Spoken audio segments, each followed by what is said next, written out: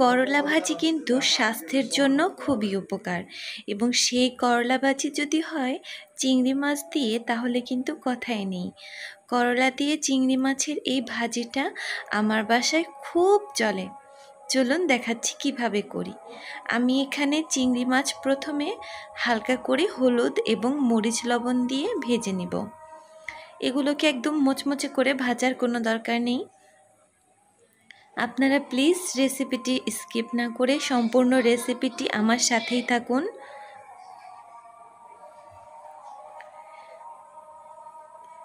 এই চিংড়ি মাছগুলোকে আমি ভেজে নিচ্ছি। তো ভাজা যখন হয়ে যাবে তখন এগুলোকে আমি একটু সাইড করে রাখবো। সাইড করে সেখানে একটুখানি তেল দিয়ে পেঁয়াজ এবং কাঁচামরিচ আমি একটু কম দিয়েছি, কারণ আমি এখানে গুঁড়ো মশলা যেটা সেটা অ্যাড করব। দিয়েছি একটু পানি, এরপর দিলাম আদা রসুনের পেস্ট এবং পরিমাণ মতো লবণ। এটা দেওয়ার পরে একটুখানি কষিয়ে নেব। তারপর আমি দিয়ে দিব মরিচের গুঁড়ো ও হলুদের গুঁড়ো। হলুদ মরিচের গুঁড়ো দিয়ে আমি এটাকে আবার একটু কষিয়ে নিব।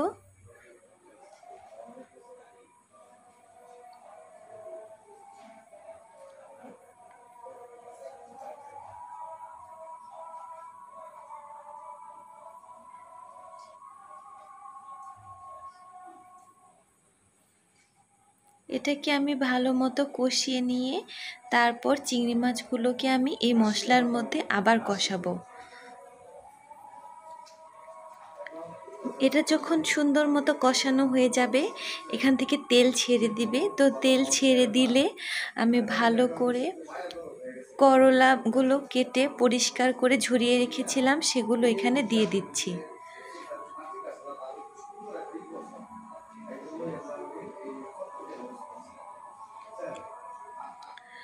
এখন এই করলাগুলোকে ভালো করে আমি এই মশলাটার সঙ্গে মিশিয়ে নিব।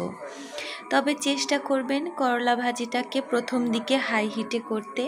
লো হিটে করলা ভাজিটা করলে কিন্তু তেতো হয়ে যাবে এবং কালারটাও নষ্ট হয়ে যাবে। করলা ভাজিটা একটু সবুজ সবুজ কালার থাকবে, কিন্তু সেদ্ধ হবে, প্রপার কুক হবে। দেখতে থাকুন। এটাকে কিন্তু ঢেকে রাখা যাবে না। করলা ভাজি তেতো না হওয়ার অন্যতম একটা টিপস হচ্ছে হাই হিটে ভাজি করতে হবে। সেকেন্ড টিপস হচ্ছে ঢাকা যাবে না। ঢেকে দিলে এবং লো ফ্লেমে রান্না করলে কিন্তু ভাজিটা তেতো হবে। এভাবে হালকা একটু নাড়াচাড়া করে যখন হয়ে ভাজিটাকে নামিয়ে নিতে হবে। গরম গরম ভাতের সঙ্গে এরকম সুন্দর করলা ভাজি খেতে কার না ভালো লাগবে।